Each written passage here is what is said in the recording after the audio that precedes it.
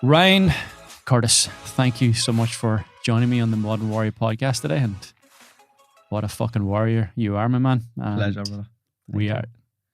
we are going to dive into your story and your recovery over the last year and a bit of what you've gone through. But what I like to do in these conversations, how I like to start, is to go back to the beginnings for you in terms of your upbringing, your childhood, some of those experiences in the past that influenced the creation of the man you are today. So can you give us a bit of background in terms of some of the early life influences that you had? Yeah.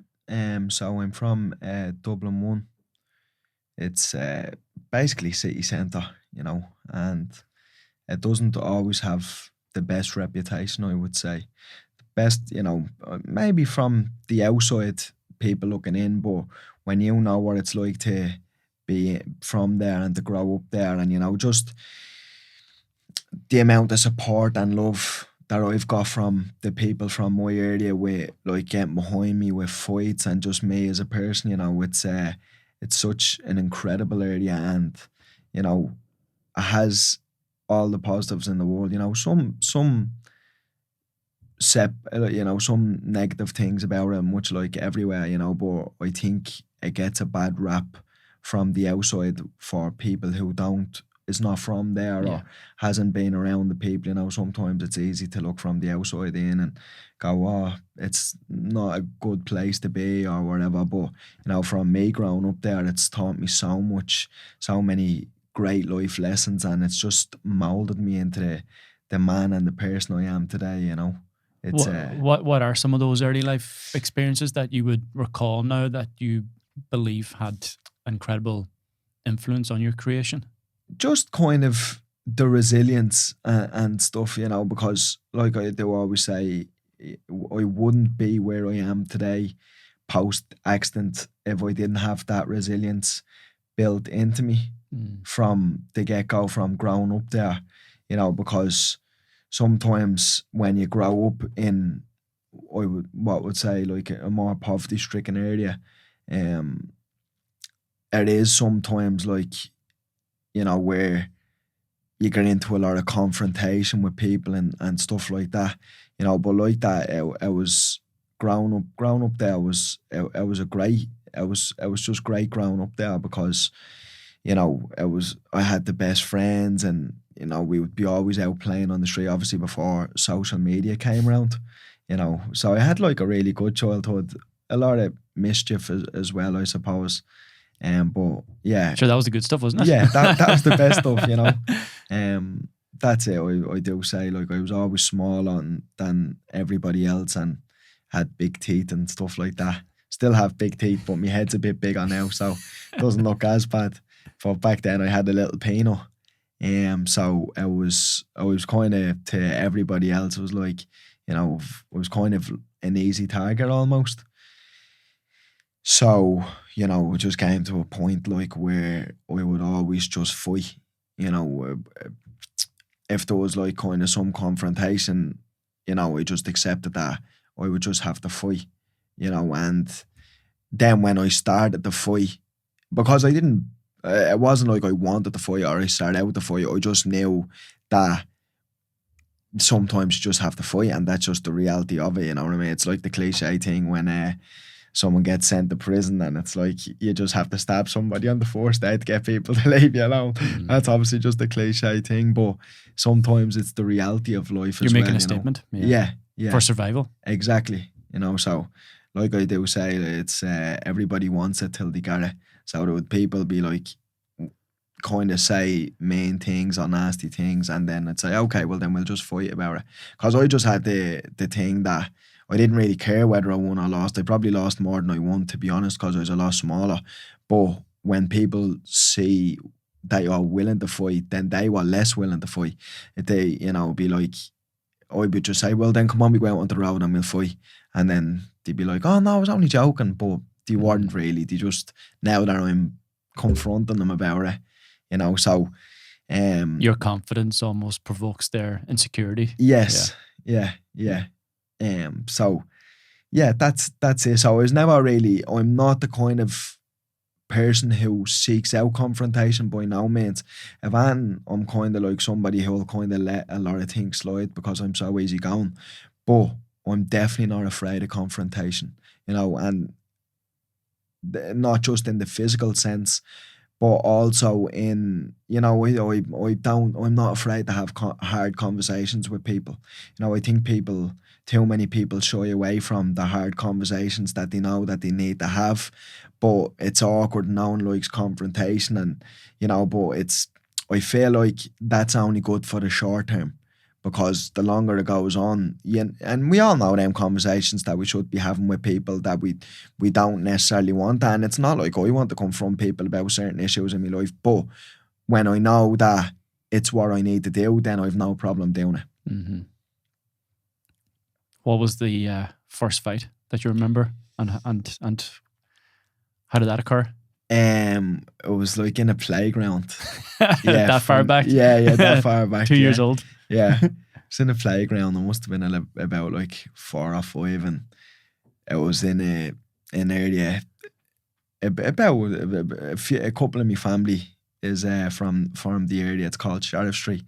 Yeah, it wouldn't have the best reputation, we'll say. And I was in the playground. My sister used to live down there, but I remember I was in my sister's house, and then I went to the playground, and there was a couple of the guys, there like 2 or 3 different guys, and they were together. And obviously, I was by myself, and I remember them kind of like saying some stuff to me and kind of picking on me, and then the 3 of them kind of got me together, and they kind of beat me up, the 3 of them, and then I remember going back to me, like, kind of getting beat up, and then going back to my sister's house, and then I lived about 5 minutes away. So the next time I was down at my sister's house, I remember I was like seeing them all individually. So then I sought them out, and then I fought them all individually, like, and I actually beat the 3 of them up, even though, like, I didn't know how to fight or anything, but I would always just have a fight, so that was that was very early on. And then I actually speak to the 3 of the guys now today. They're actually nice guys, but just kids are kids, kids are very nasty, I would say.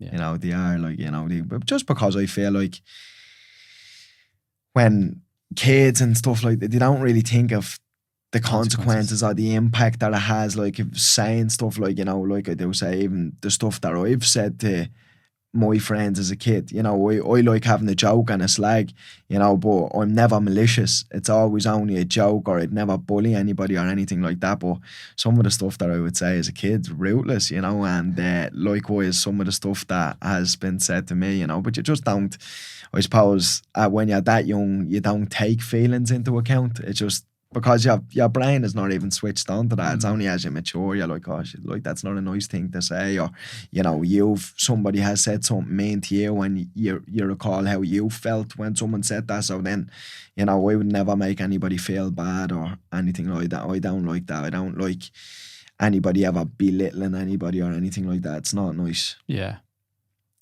it's having a choice there as well, in terms of, I mean, that could have happened to me or somebody else in terms of getting beaten up, and it did happen to me and many other people, of course. But then it's the choice of either being too afraid then to confront these individuals, and again being afraid of the potential beating that you may receive, or else taking matters into your own hands and saying, okay, one by one, I'm going to pick you guys off and I'm going to get my own back. And so did you always know you had that fighting spirit within you, or was this?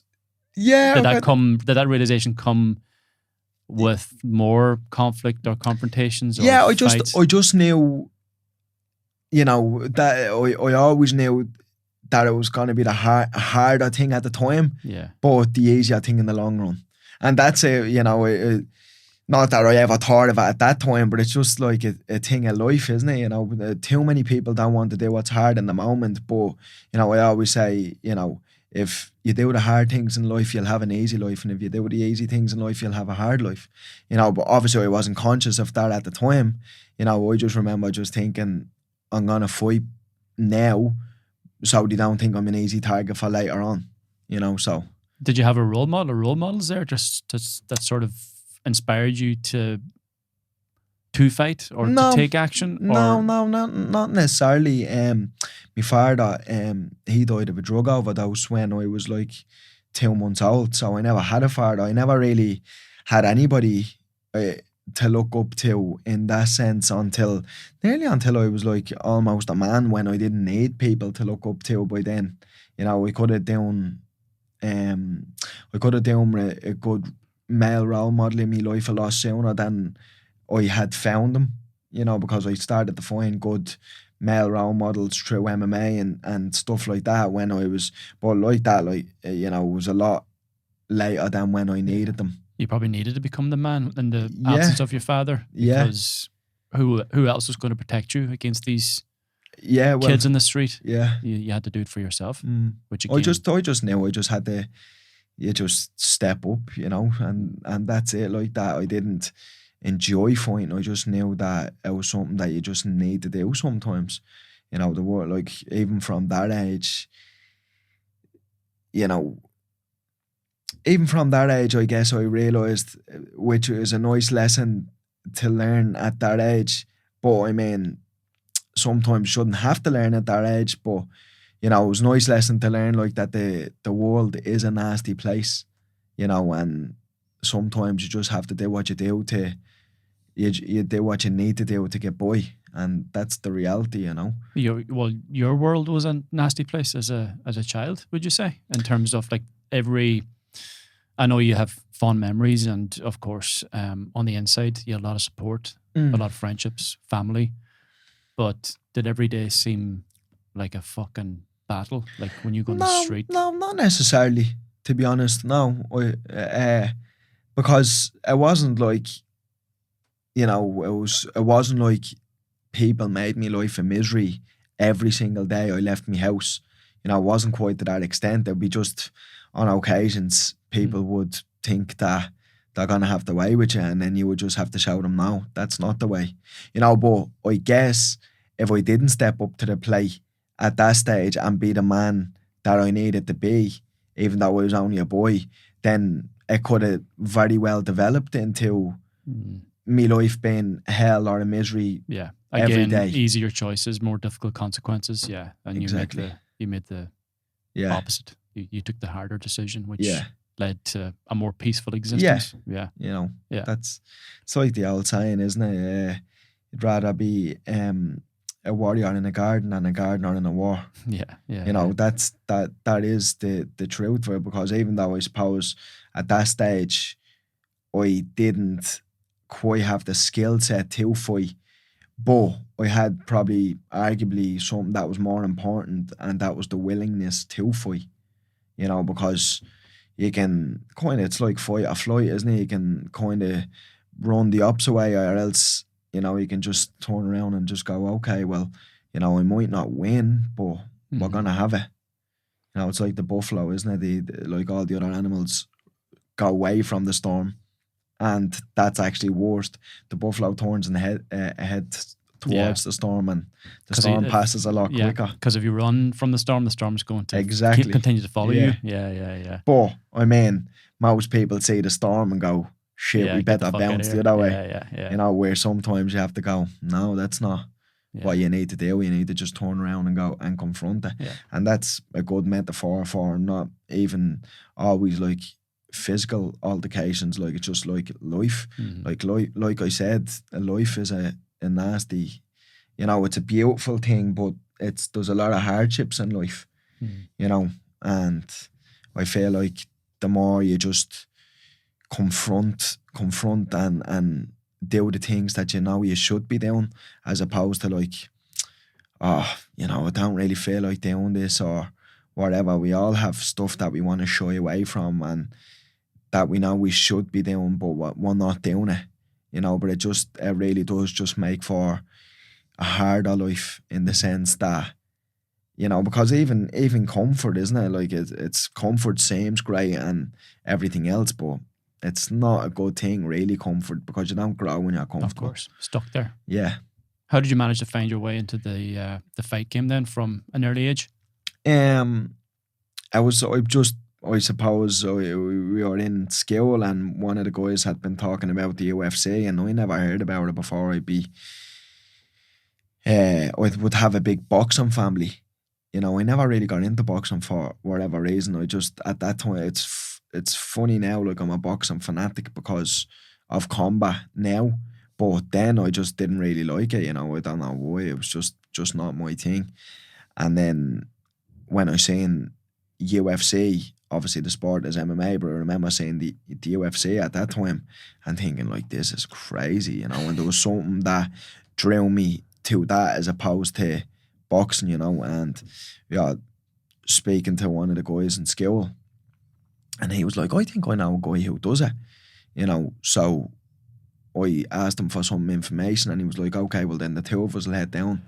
And then you remember meeting this guy and going into I was in a boxing gym. I wasn't even in an MMA gym at the time because I was like, when I was doing it, people, like the first time we started doing it, like people thought it was like WWE wrestling. Yeah. It was It was like, the very that's how far foundational back it was. process. Yeah. I remember having this cockiness and this almost this arrogance when I was on the way to the gym, even though like I was like 4'0" and just like tiny, but because I was You've been kind so of many had a couple of scraps. fights, Yeah, and I was like, this is handy. And then just got bashed. Like just, just my whole life just ruined in one session, and I was like, but like that, Yeah. I always had that persistence and that like, even when someone got the bet on me, be like, okay, I'm coming back. You know what I mean? Don't worry about it, I'll be back. Yeah. So, I got humbled and got bashed but I would just always show up and I just kept on showing up. And I was like taking hidings for like months. It was like there was some nights where I was going home, I was like, this might not be for you, what are you doing? But so funny. Even though I used to say things like that to myself after the hard sessions, on the first day that I ever went there, I remember just saying to myself, you're gonna be the best in the world at this one day. I remember thinking that to myself. And I always say, fighters and well, I don't know if it's not all fighters, but some fighters have this delusional self confidence, and I've always had that delusional self confidence. Even when I was a kid, I remember just thinking, I don't know what I wanted to do in life, but I always just thinking that I was gonna do something extraordinary. I always just thought, and this was way before fighting. I always just thought that I never wanted to live just a normal life. Because there's nothing wrong with a normal life, checking into a 9 to 5 and getting a mortgage and having kids and all them things. Like, for some people, that's a perfect life. And, but just for me, I just always knew that I wanted to have some sort of impact on the world, in some way, shape, or form. So, a conventional life was never going to do it for me, I suppose. And I remember in the first day in the gym thinking like you're gonna be a world champion at this, and like again had no business thinking any of them thoughts, but delusional self confidence, I suppose. And then when did you realize that you actually had the potential to reach those heights? What was there a certain fight there where you thought, I'm on my fucking way here? Yeah. I guess it was just when.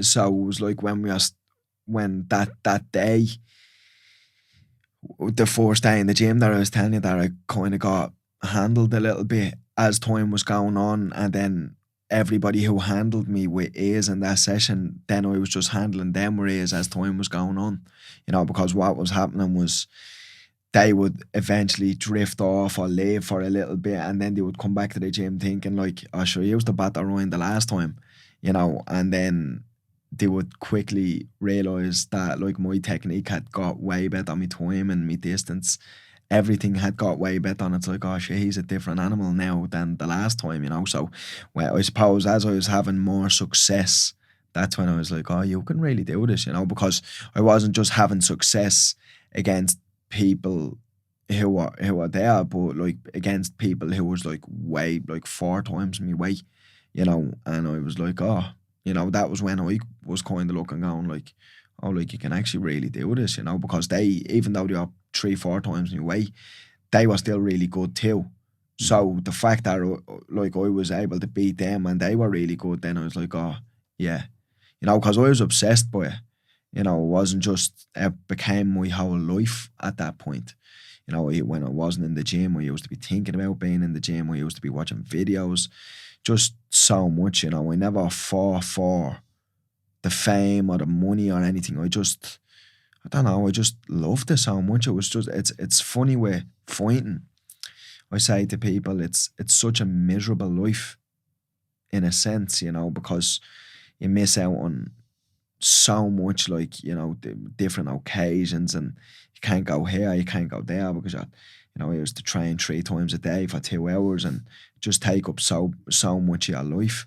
But it's such a great life as well. It's given me so much, you know, in terms of like the kind of person I am, the qualities that I have, the discipline, just everything, you know. It's given me way more than it's taken from me, you know. I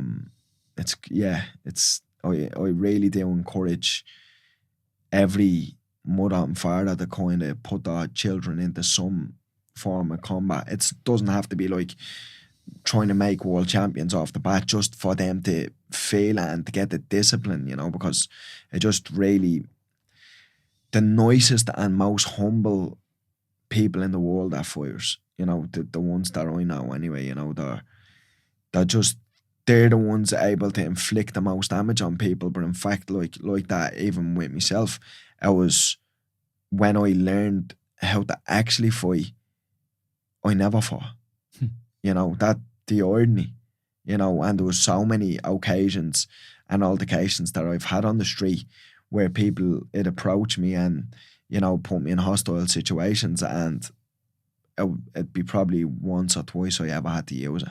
And that was only because like it was either me or them. And it's never going to be me in a situation like that, you know, so you just have to kind of do what you have to do.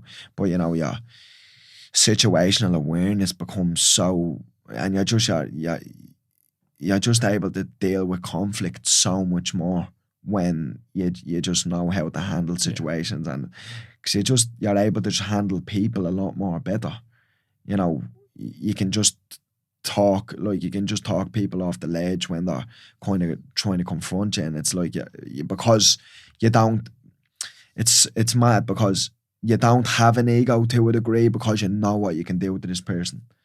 Like I said, like I was handling people 4 or 5 times my way who knew how to fight.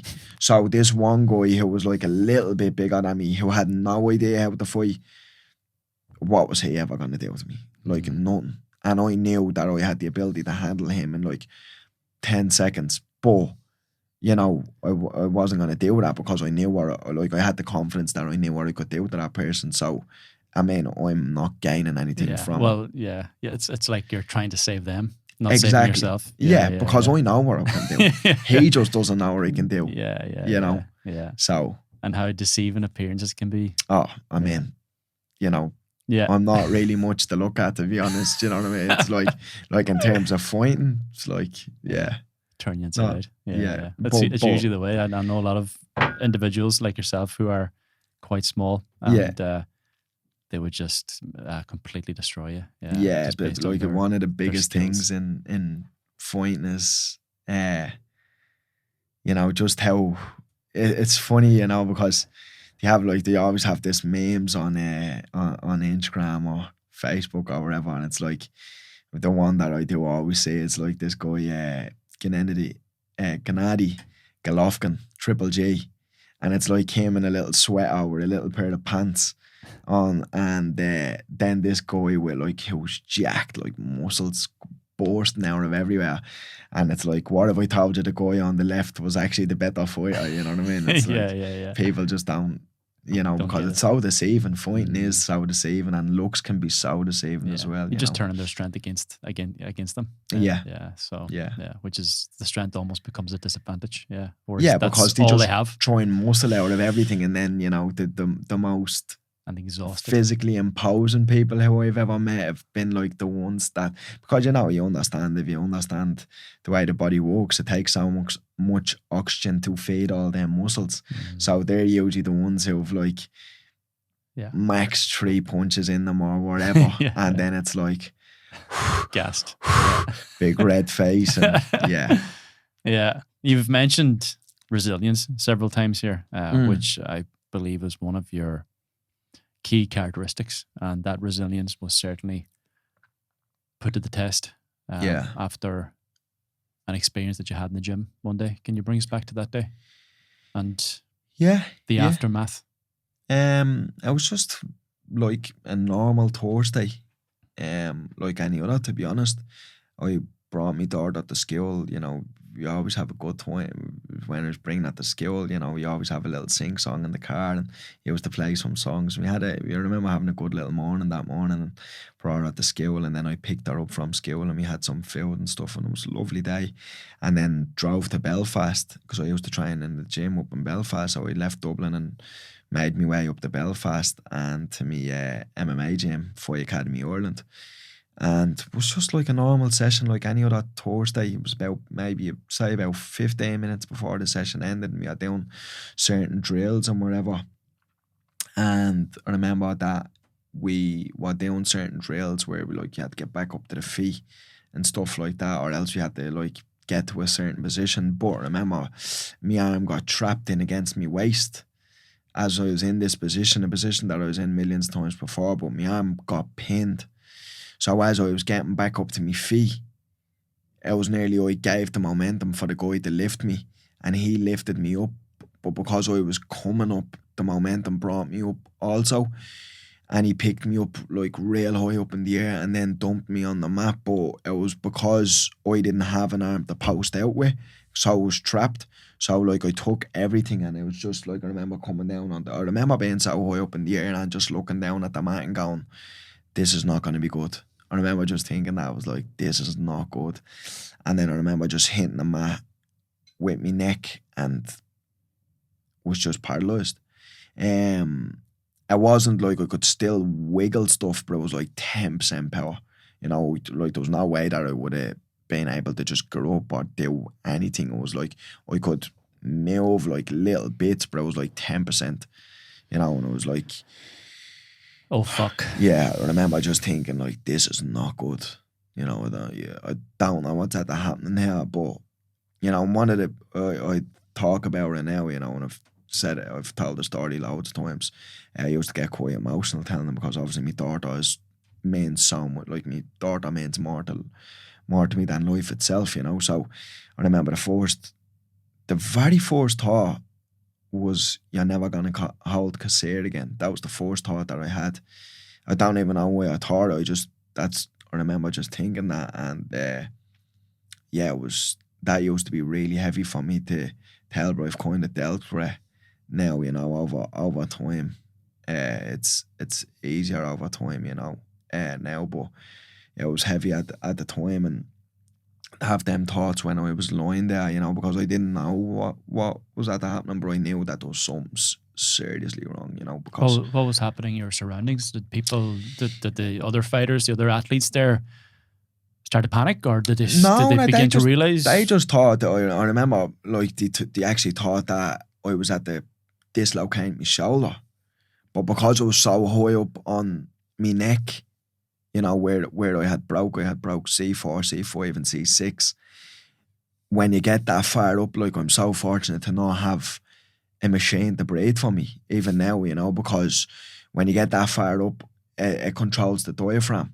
So I remember being there, and it was I had got stabbed in the lung or something, because I remember I was screaming for the coach, Pat, but it was it was coming out so low. It was the coach's name's Pat, and I was but it was because my breathing was affected because I was so high up on the neck, So they all just thought that I had dislocated my shoulder, and I was I remember I could talk, but I couldn't scream, but even talking was difficult, and I remember saying, boys, it's not my shoulder. I don't know what it is, but I know it's not my shoulder. I just knew it was more than that. So... The time stop. Sorry? The time stop. Oh, the ambulance took 2.5 hours to come. I'm lying there with a broken neck. This was the worst pain that I've ever felt in my life. And I've been in wars, in fights, You know, like I know for a fact, even since the accident, I know like have a really high pain threshold, you know, and this was just like nothing I've ever experienced. You know, it was excruciating pain, like just everywhere. It was just so, yeah, it was just heavy, like really painful. Um, and Everywhere in your body, or like everywhere, yeah. everywhere. It just went everywhere. It was so painful. And the ambulance took 2.5 hours to come. And I was like, I remember at one stage, Pat had to leave the room because I just kept on calling him. And he was like, obviously he wasn't saying to me, but he was like, there's nothing that I can actually do, because what could he do? You know? Because I just kept on saying, it's the ambulance here, it's the ambulance here, it's the ambulance here. And I'd be kind of a person, like, I'm so laid back, and like I say, such a high pain threshold that my head could be hanging off, and I'd be like, yeah, we'll get to it in 10 minutes, you know. But this was like different. This was completely different. So 2.5 hours. 2.5 hours The felt like, fuck with that, man. honestly, it felt like 2.5 weeks, you know. And then the ambulance guy, you know, it's so, I don't even know the word, like, but just, I'd actually batter him if I ever seen him again, because I remember him So saying, he's just so ignorant and arrogant. I remember him just like playing down the whole thing, like, you know, because I'll never forget, like, it was like, on a scale of 1 to 10, how bad is the pain? And I said, like, from 1 to 10, and he was like, yeah, and I was like, an 11, and he was like, I remember him doing that, and I was like, this guy has no clue, you know. And yeah, just in hindsight now, you know, it's like, and I'd say, And you weren't able to fucking swing at him either. yeah, exactly, you know, I'm back now, you know what I mean? Yeah, So yeah. I might take up a little trip up to his gaff. But yeah, so then we went to the hospital, and So that they put you in the what's it called? Ambulance. Spinal board, is it? yeah, yeah. an orange joke where they keep your neck straight and they stuff fucking like that. try and move you as gently as possible. Yeah. Well, I mean, sure, I was already at doing the most stupidest thing in the world anyway, you know, because when it happened, I was face down. Oh, right. And I remember I bench pressed my face into the mat to Ah, get myself over onto my back, because it was like the pain. Yeah. That's how bad the pain was. I was like, I need to go off my face. Like, it was just the yeah, but worst. it's like instinct. Yeah, you know, yeah. but obviously in hindsight, such a silly thing to do, you know, because I didn't know a lot about spinal injuries before this, but I have soon realised that, like, you know, there's a reason why they tell nobody to move you, because most of the damage, and the really bad damage, comes after the accident, by people moving you and doing things that they shouldn't be doing. So thank God I didn't do damage to myself, well, as more damage, Mhm. you know. So then we went to the hospital,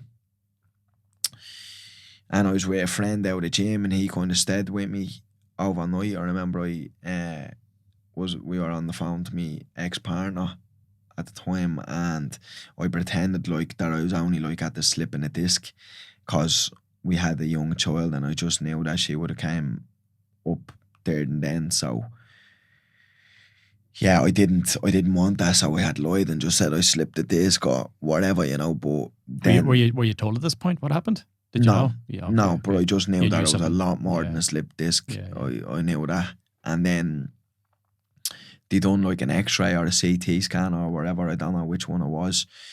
And I remember the results came back, and they were like, we need to get you in for an operation now. Like, I just remember saying the lady's face, and you were Urgent. like, I was like, what the fuck, you know what I mean? And I just remember saying her face, and I was like, I don't know what's wrong, but something's really wrong. And then went in for the operation and everything else, and woke up paralysed. That was it. Like, I literally couldn't move anything from the neck down when I woke up from the operation. And So it was worse after the operation. yeah, because what was happening the whole time was my spinal cord was being pinched by my vertebrae. That's where, you know, what I do say to people is, I wish I only broke my neck. Jeez, it'd be like a holiday if I only broke my neck. You know what I mean? As crazy as that sounds. because the real damage comes from the spinal cord damage. That's actually what paralyzes you. You know, so this me vertebrae were pinching me spinal cord. So the whole time as it was going on, I was getting more and more paralyzed because it was doing damage to the spinal cord. You know, so, hence our urgency to. Yeah. And then. So then you wake up to this fucking reality. Yeah. What was that like? Yeah, a bit heavy at the. Yeah, to say the least. To say the least, yeah. I just remember I couldn't sit up because my back was being fused on this special machine. I remember just feeling like my hands weren't part of my body. It didn't feel like it was my body, you know, because the nerve pain was so bad that I felt like I was outside the room, you know. You're still in pain here? Yeah. Right. Like no painkillers, no morphine, or. I'm sure there was, but the pain was that bad that it didn't matter, you know. I remember just thinking like heavy, the pain, the thoughts, everything. And then that was the first day. And then I think the second day, then I was just like, I don't know what's that happening. Like, you know, don't worry about it. Everything's going to be grand in a couple of months anyway. So I remember thinking that, like, again, no right to think anything like that because you're at the saying everything that you're at the saying, you know. That confidence, yeah. And I was like, right, just go on with it. You know what I mean? Which was powerful in itself because you set an intention for the next few months, didn't you? Ultimately, it's you didn't again allow this to hold you back. You said, okay, this will pass. And I will get because through it. I mean, again, you know, life is, you know, 10% of what happens to you and 90% of how you react. You know, and I was like, right, it's at happening. You know, it is what it is. You can't go back and change it. So what can we do now moving forward to, you know, get through it and get on with it? You know, even everybody. And it was like, it is crazy as well when I reflect because it wasn't like everybody else had this attitude. I was literally the only one with the attitude. It wasn't like there was everybody at my bedside going, nah, you're going to be grand, relax, get on with it, you know what I mean? Which is probably the hardest part because you have to absorb their fear and their anxieties about what's going to happen to you. Yeah, because you're trying to stay positive and determined to overcome it. Yeah. Like, on reflection, crazy. But I was like, because I was the cheerleader for myself, I was like, they're all them, please relax, it's going to be cool, you know what I mean? Don't worry about it, we have this, you know? Yeah. And I think they're all just looking at me like, this guy's a psychopath. And but delusional confidence here. Here we are now. Yeah. You know what I mean? So here was right. So I mean, how did, fuck me, man, it's only been over a year. So like, what was the first indication that you were on the path to recovery here? I mean, because you're lying there, you can't fucking move a thing. So is it like, what is the process? How did the process unravel? It was like kind of right. So there's two kind of spinal cord injuries. There's complete and there's incomplete. And to be honest, at that time, we didn't know whether it was complete.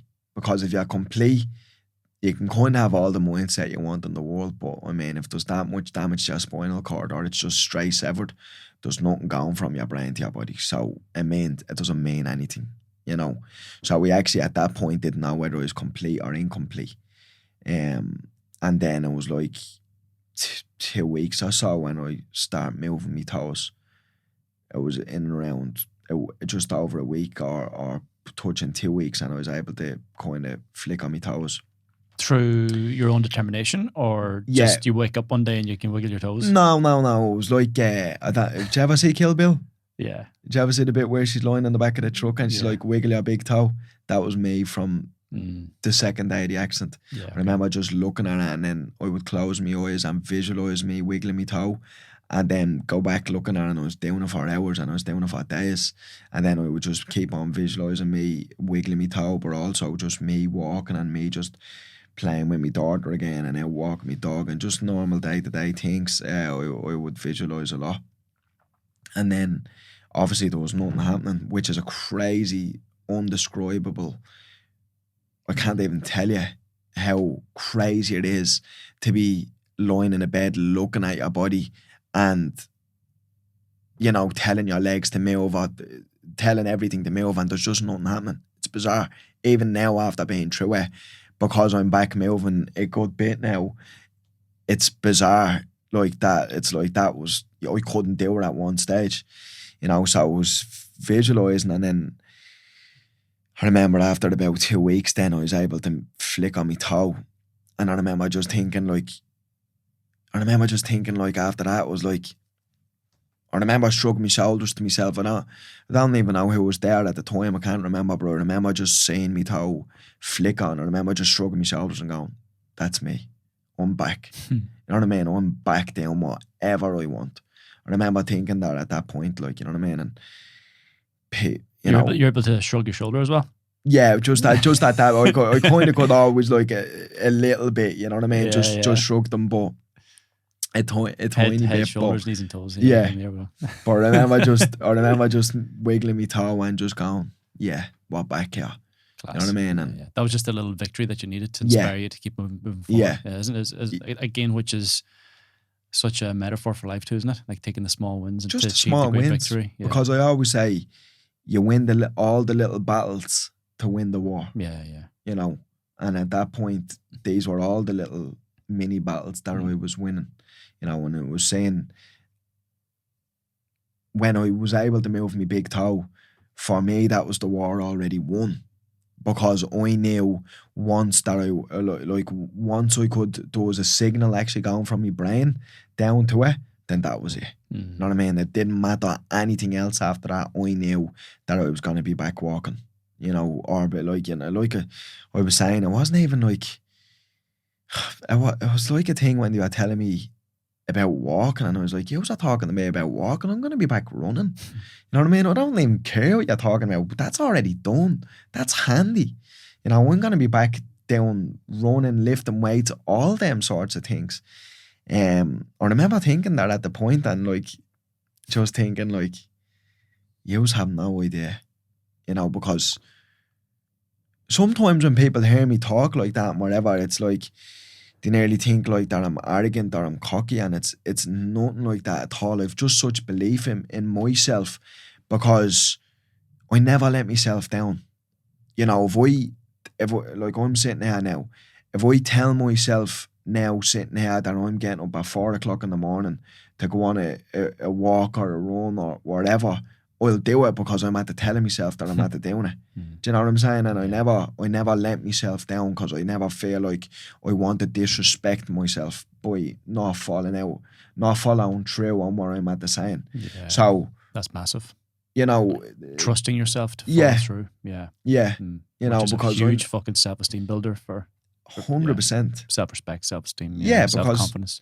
Because I never, like we are talking, going back to the role model thing, I never had a role model, so I always had to rely on my own self. So I just developed such good trust with me and myself, and I never used to disrespect myself by not following through on what I had said that I was going to do.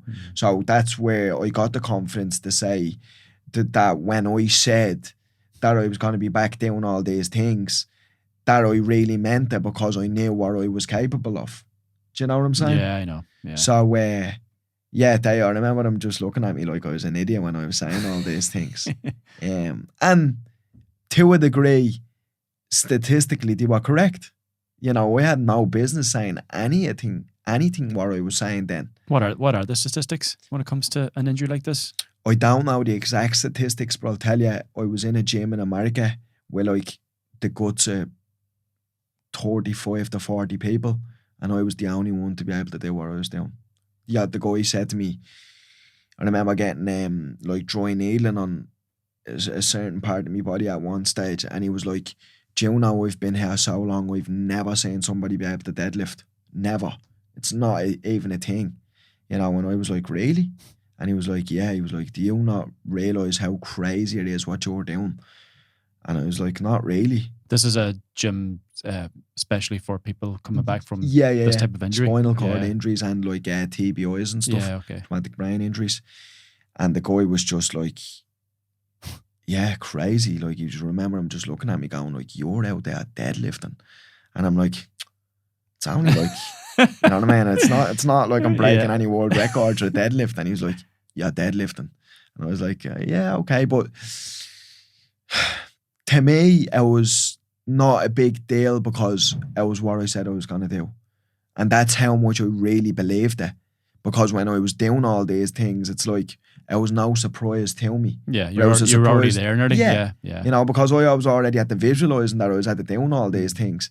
And I said that I was going to do all these things. So every time I was doing these things, it didn't feel like, whoa, because I was already at the doing it in my mind. Yeah. Do you know what I'm saying? So such a powerful tool, man. Yeah. It's a massive skill for everyone to take on board. Yeah. Yeah. But now, in saying that, when I speak about it out loud, I do know how crazy it is what I was saying. But it was just, I just had such belief in myself, you know, and I just knew that was not going to be me for the rest of my life.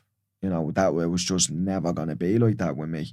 I didn't care who was telling me different or what expert they brought in or who was saying this or that. I was like, I didn't even need anybody to tell me anything. I was like, no, it's already done.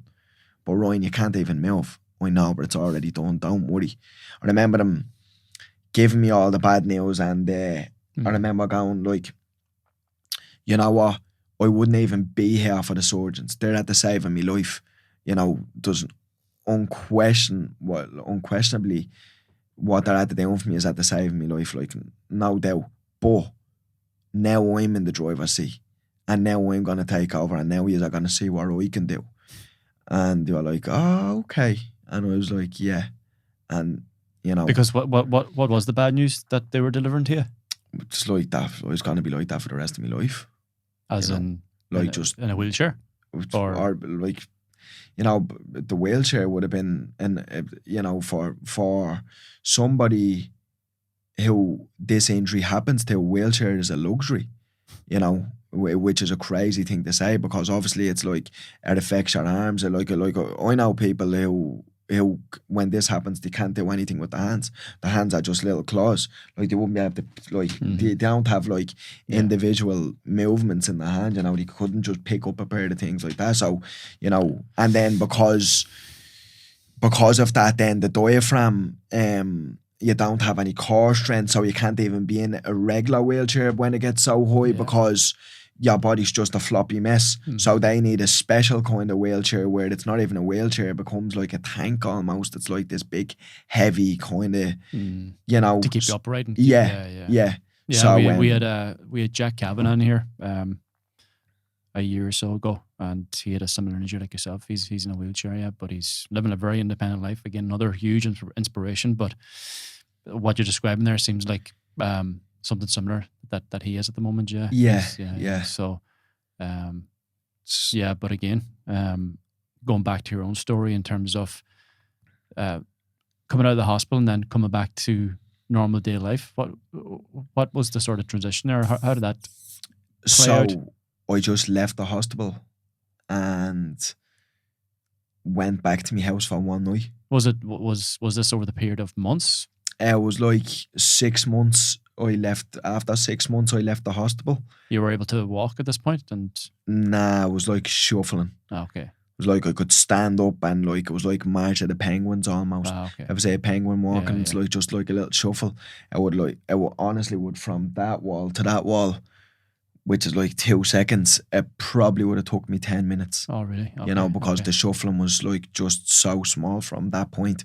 So technically walking, but not really, not practically. Was there any point where you questioned your belief, where you thought, oh, fuck, maybe this...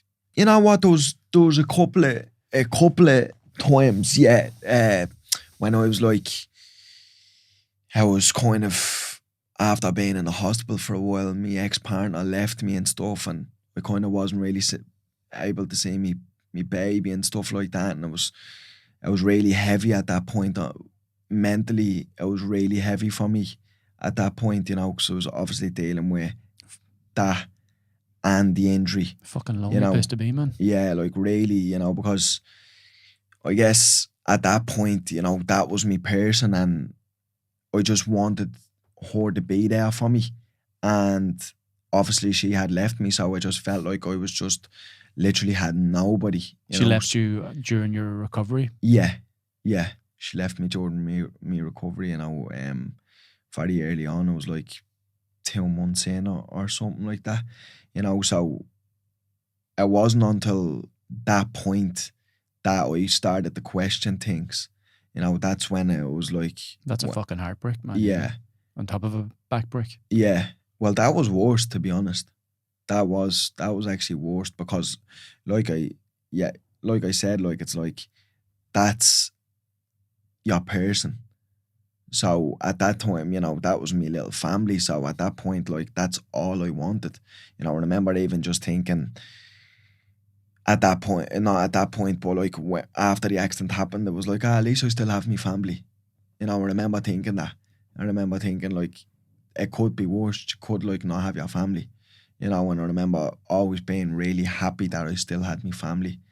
And then obviously it started to go downhill then when she left, and then I wasn't really able to see the baby too much. And so, because like obviously, like I said, you understand how close I am with my daughter and how much she means to me.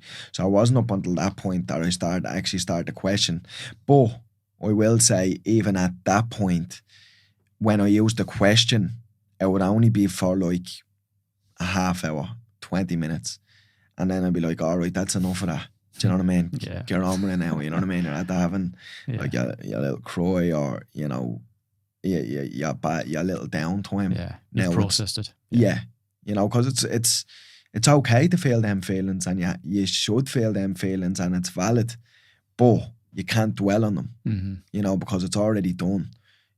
Like I say, life's about 90% of how you react and 10% of what happens to you, If you actually ignore those feelings, the feelings remain anyway, and continue to cause disruptions. Because they're there somewhere, you just haven't dealt with them yet.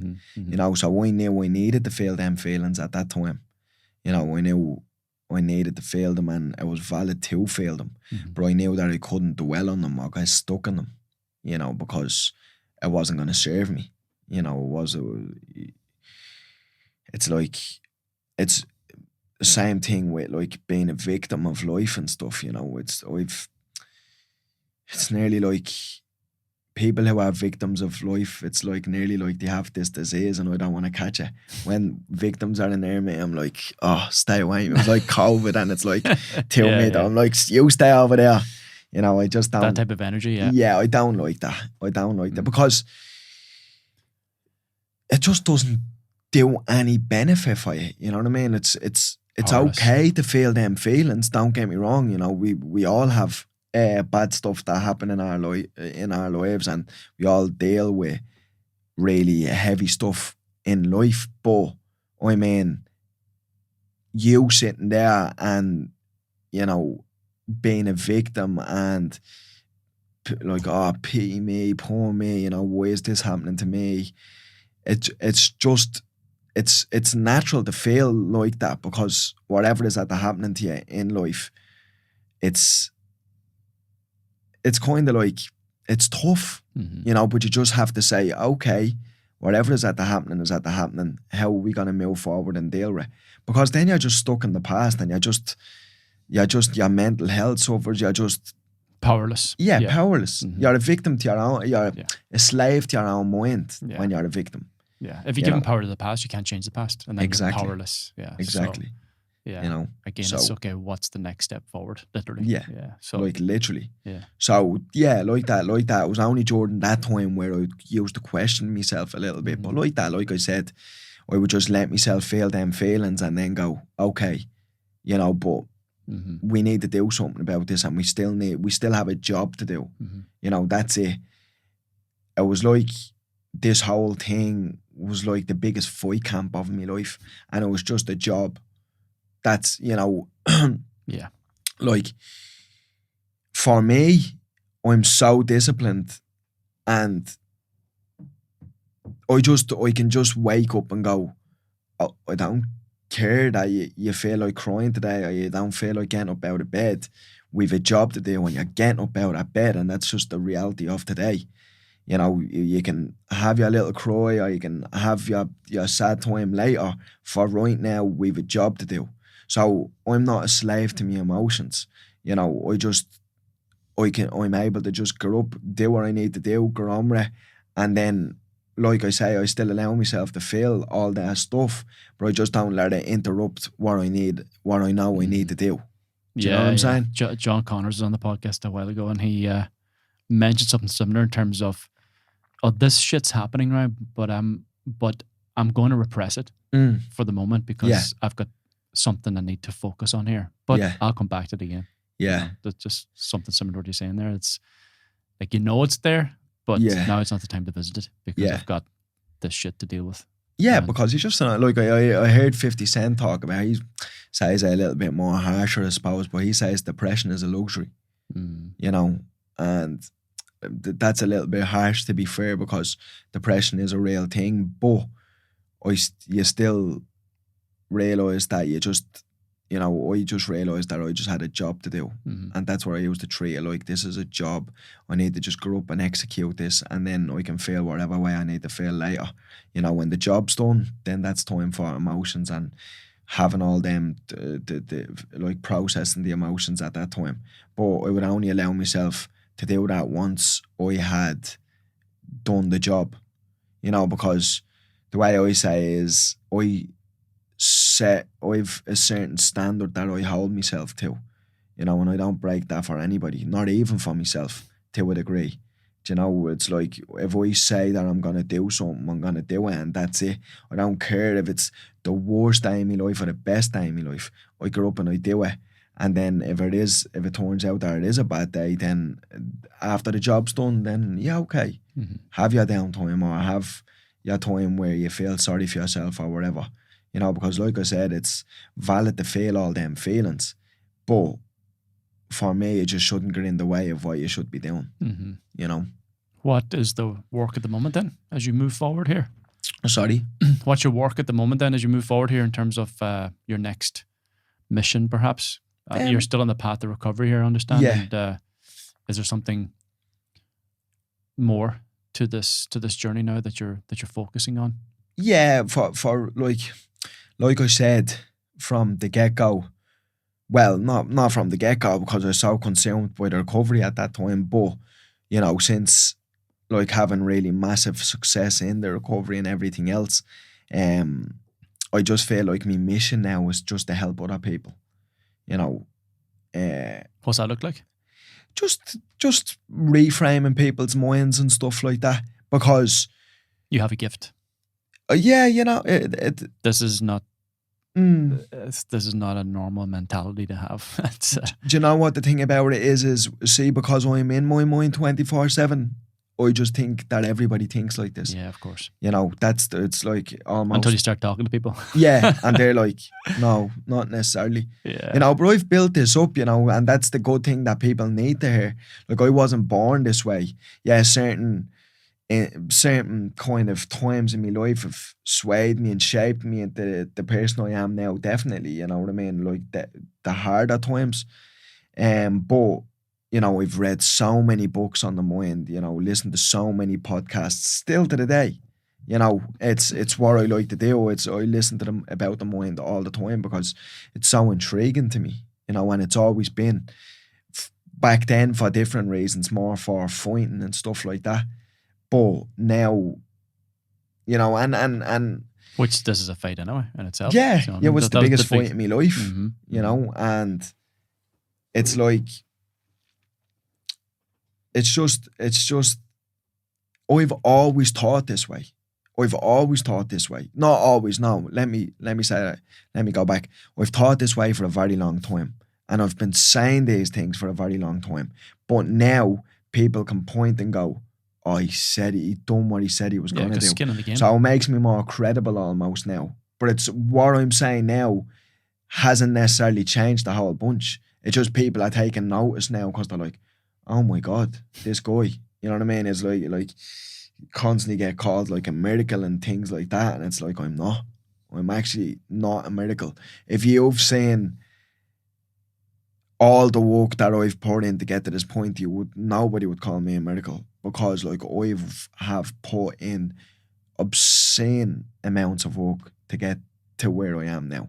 You know what I mean? And people just see the milestones and they see me and it's like, oh my God, he's back down this, he's back down that.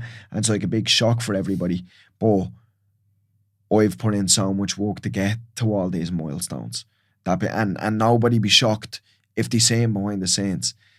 You know, and they will say, because we have a documentary coming out. Class. I was going to ask the question. Yeah. Did you document it? Yeah. The guy, me camera guy, Jeff, he was following me around 2 years prior to the accident. And then when I had the accident, it was mutual friends of ours, fighters, Craig and Collie. Jeff had already made a fighting documentary on Craig, which is one of the best fighters. Craig's one of the best fighters in the world. He fights in one championship, one of the highest level fighters ever. And, you know, they came to see me and they got in contact with Jeff and they were like, you need to get up to him now, because they saying that I wasn't super depressed or anything. They were like, he's up there having the best time of his life. And you know, like, it's crazy, because this was when I was like nothing from the neck down. We would have like such a good time and people be like, how are you even having, like, how are you smiling? How are you joking? And I'm like, because I'm telling you where I'm going to be in a couple of months. Why am I going to sit here and, you know, be down or, you know, depressed? You're almost excited about it, yeah? Yeah, because I'm like, I'm going to show you. You know, okay, if you don't believe me, that's cool, but we'll see.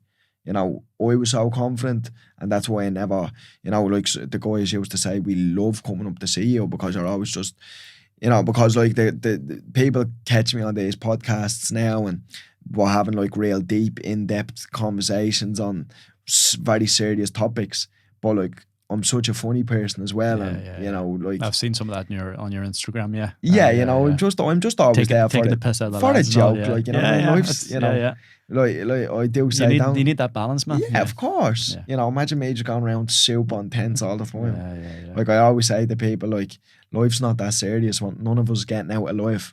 Do you know what I mean? Exactly. So, I always just like to have a good time and make the most out of it with people who mean the most to me. You know, so the guys used to love coming up to see me, but they got in touch with Jeff and they were like, you need to go up to him like now, because he's not, because I think Jeff was really apprehensive about it, because bear in mind, like, it wasn't like I could just pick up my phone and go, and Jeff, bounce up the hospital, you know, I was like, and couldn't do anything. So they told Jeff, and then Jeff had come up and he was there from when I couldn't do anything, like, you know what I mean? They were still feeding me at this before stage. This documentary. Yeah, so when's that out, or is there any information on that? Yeah, it's in the works. We're working with a company in LA now, you know, so it's like we're talking about getting onto the really big platforms. Class, man. Yeah. You know, like the Netflix, the Amazons and stuff like that. So, and you're still in the recovery process too, so like, it's still being documented. You know, it's not finalized. Yeah, you know. So at what point do you go, okay, now it's time? Is it when you're? I don't know. I just feel like we'll know when that point has come. I mean, like, if you had to do it, if you had to finish, wrap it up now, it'd be still incredible. But you know, we're still doing everything. You're learning how to run at the moment. Yeah. That's the next. I've done chapter. Yeah. I'm doing 2Ks now. I just beat me. So I put up a clip on my Instagram last week, but I just beat me time on Tuesday. You know what I mean? So I was like, I was saying that the first one was 30 minutes, the second one was like 24 minutes, and now we've just done it in 22 minutes, or 21 minutes the other day. It's a fair chunk. So yeah, it's like, because you understand, like, with minutes when it comes to running, it's a big thing, you know. So so I'm making like huge strides. And still physio and still all that going on too. Every day. Has the pain subsided? I never really had a pain, like, apart from you know, when it was I would start to subside when I came out of ICU, and I would say about 5 months in, I had no pain. Thank God, like, you know, because still pain is such a huge factor in this injury. It's you know, apparently, like, it's so unbearable. You know, so I thank God I don't have any pain. I haven't had any pain since about 5 months in. But again, that's it. I've done everything by the book. My nutrition, my supplements, you know, the workouts, it's and how I lived my life before the accident. You know, because that's it with people and stuff like that. It's they're always looking for this thing in the gym and whatever. But what I say to people is that shouldn't be a diet. It's a lifestyle. Mm-hmm. You know, like I'm not a robot. Like I like to eat bad stuff, but it's like that maybe 20% of the time. The other 80% I'm clean and eating clean and everything else. You know, I really look after my health all the time, and it's stood to me. You know, even these days, it's like obviously mental health is a huge topic, but me personally, I don't really feel like anybody has a right to complain about mental health if you're not cleaning your side, keeping your side of the street clean. And what I mean by that is you can't cry mental health if you're out partying all the times, out doing drugs, not getting sleep, not eating like you should be. I mean, anybody is not going to feel good if you're doing all them sort of things. So if you've ticked all them boxes and you're still struggling, then okay, maybe we can look into some other stuff. But until you're doing them sort of stuff, then you shouldn't really be complaining about your mental health or whatever. If you're, like I said, keeping your side of the street clean and doing all them things, okay, yeah, fair enough. But until you're doing them, then no. Yeah. That's what I believe. But knowing that your side of the street is your responsibility too. Exactly. Yeah. Again, taking ownership and responsibility for your own life. Or I feel shit, so I'm just going to go out and have a drink and take drugs to escape how shit I'm feeling. And you will for that little period of time. But I mean, again, the road to heaven feels looks like hell, and the road to hell looks like heaven. Do you know what I'm saying? So, and then waiting for someone else to clean up the street for you. Yeah, which is never going to fucking happen. Yeah, I mean, because people that just so many people just don't realize there's nobody coming to change your life for you. I think people that actually really, if they fully grasp that message that nobody is making your life any better, only you can make your life better. And that was one thing that really stood to me, because I knew that I was the only one who was going to get myself out of this. And that's not something to feel defeated about, or that's something to feel inspired by, because you have the power. Yeah. Not waiting for someone else to take power and control over the situation. So it's something to embrace, not to ignore, as you know. I mean, but that's the whole thing with victimhood, because they're like, I better not even try because it's not my fault. Do you know what I'm saying? So if you just go, do you know what? All this is my fault. Me breaking my neck, my fault. I brought myself to that gym that day. Nobody else put me in my car. I brought myself to that session. Didn't break my own neck, okay. But I mean, I put myself there. I signed up to go to the gym, I signed up for this life. It was all my fault. But the beauty of it all being my fault is I done it to myself. Now I can get myself out of here. But people just don't want to have that attitude, because it's hard. It's hard to sit with yourself and go, do you know what, you fucked up there. And no one wants to admit that they're in the wrong. It's not nice to feel vulnerable and feel all them sorts of things. But, I mean, it's necessary. That's what the goal does. Yeah.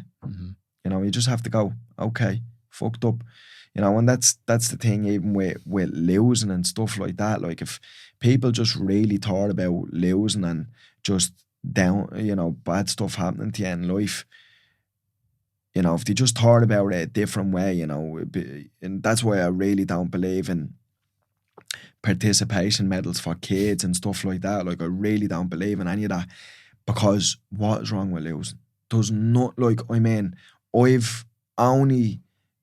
I'm only the person I am, and I'm able to get through all this because of all the losses in my life.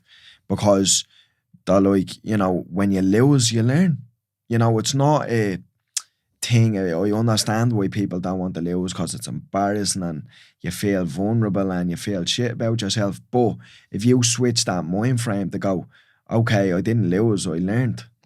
And that was one thing that I was always able to do. I never thank God, I don't know, because I know it's like such a big thing with humans in general that they care so much about what other people think of them. I just never cared what anybody else thought about me. You know, I really didn't, like, and I can say that with so much confidence. I really never cared because I just always done what I wanted to do. So because I was never shackled by what people thought about me, I was never afraid to fail or to, you know, and then the more I would fail, it'd be like, oh, you know, great, because now I know exactly what I shouldn't do. Mm-hmm. Do you know? And you know, it's and like, then you prove to yourself how resilient you are, because it takes fucking resilience to bounce back from a humiliating defeat or loss. And hey, okay, I got knocked down, but I'll get back up again. Yeah, because I've got the strength to do so. Because you know what I mean? Yeah. You know, like, it's like, okay, that's shit, you know, but let's take the positives from it. Let's take what I've learned from it, and now let's do it better the next time. Yeah, and that resilience is so important. I think, especially in today's world where people are almost like snowflakes. You know? And I feel like there's just more victims now than there's ever been. You know, which is it's tough. It's not, because I am a little bit ruthless and harsh in my approach to a lot of things, but I mean, I nearly feel for the people. You know, sometimes it comes across like I'm ruthless or I'm harsh, but in fact, it's just like nearly frustration for the people, because I'm like, you just don't realise how good your life would be if you weren't like this. You know? You don't realise the fucking potential that you have. Yeah. And you can see it in them. Yeah. You know, like, that's the frustrating thing, you know? You're like, if you would just stop pitying yourself and stop blaming everybody else, you know, like, I have like people like, you know, family members, you know, who are like all sorts of age, and they just will not take responsibility for their lives. But again, it's not your responsibility either, isn't it? Yeah. I mean, sometimes you've got to let these people fall and learn the hard lesson. Because nothing teaches you better in life than life itself.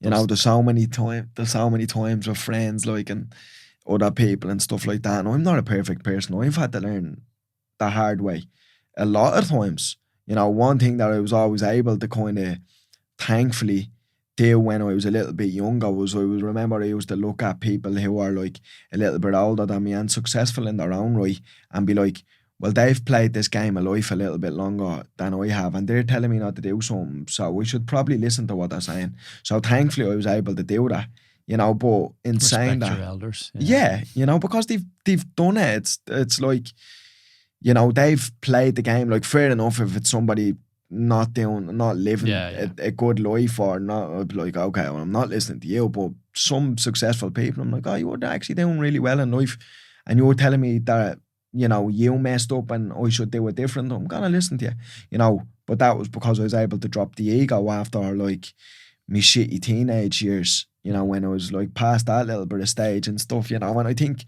fighting just beats that out of you, because you just get humbled so much. You know, you know, one day you walk into the gym and you think you're the best thing since sliced bread, and then you just get bashed, and then you're like, oh, yeah, not really. And them days are only, you'd probably get one day where you feel like that every 2 months, and then you just get bashed, and then you just get brought back to reality, you know. So I was humbled so much through fighting, and that was why I believe that I was able to take on the information from people, because I didn't have an ego about it, you know. Yeah. Where like I see so many people, like, and it's funny, like, where you think it only happens in teenagers, like, but it's like, it's not, it's grown-ups as well, like some people never grow up. Yeah, you know. So yeah, amazing, man. Amazing fucking story. And I'm excited for what's to come, because I know this is only the start for you. Yeah, definitely. This is the start of a whole new journey for you. And for anyone who wants to follow your journey, reach out to you, get in touch, whatever. Perhaps have you on their podcast or whatever else, man. Where's the best place to get you at? I'm nearly on across all social medias. Is Chaos Curtis. Just Ryan Chaos Curtis, but the handle is usually Chaos Curtis. So yeah, anybody wants to get me there or wants to follow my journey, or that's it. Like, I'm gonna be taking social media a little bit more serious now, in the sense, because I just feel obligated to do it, because so many people, you know, I do actually get so many messages all the time, just going like, you actually don't really even realise how much you've helped me in your life by you just speaking. So I nearly almost feel obligated to do it. You know, sometimes it's just like actually doing it is the difficult part, and I know I should be doing it, but it's just like I'm such a person for living in the moment that when I'm out with my friends or I'm in the gym, I'm there 100%.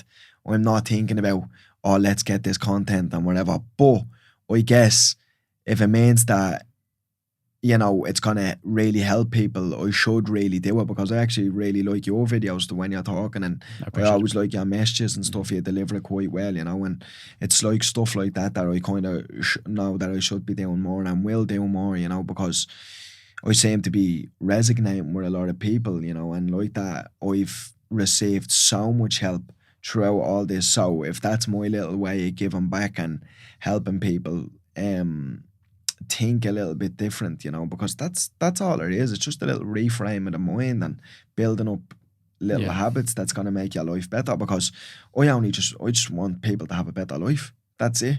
You know, so if that comes through me just delivering a message a certain way and helping people, then that's what I want to do.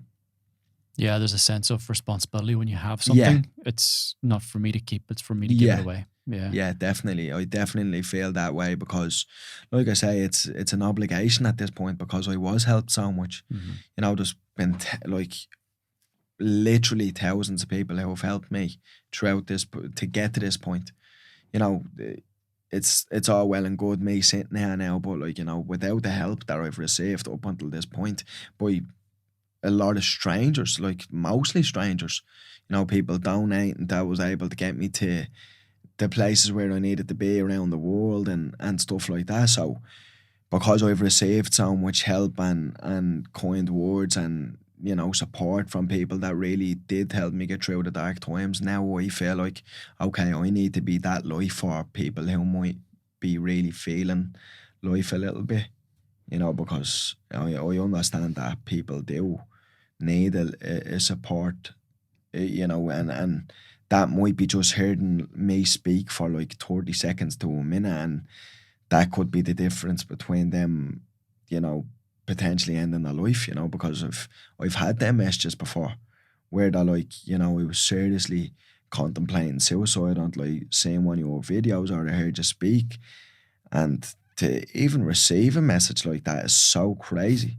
Like somebody telling me that they're here now because of what I said or they seen me on a video, as opposed to being dead, is like crazy. And it just comes to show that like I really do need to be speaking out and whatever, because if people can, you know, relate with me and my story, because that's it. I really do want people to know, and I'm not different.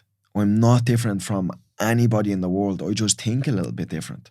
But I mean, everybody can think different. Do you know what I'm saying? It's not like I have this superpower where it's like, you know, I'm doing something like everybody else is not. I've just acquired knowledge and I've had experiences through life, you know, and I'm just able to implement it with discipline, you know. But like that, this can be all learned and anybody can do it. You know, you just need, it might have to come from somebody like myself, like you know, is kind of at the proving it to people now, you know what I mean? And that's why I was saying like that, right, now I'm more credible, because I've always said all this stuff, but like, it's like, oh no, he's done it. He's actually, that's right what he's saying, because he's had to get through it, you know, so yeah. Ryan, thank you so much, man. Pleasure. I feel fucking inspired here, so I can't imagine what the listeners are feeling. And as I said, very excited for what's to come, because you are going to be a beacon of light for so many people who are suffering in the darkness. So thank you for who you are and for what you do. And until next time, man. Thank you. It's been an honor. Gentlemen. Thank you, bro.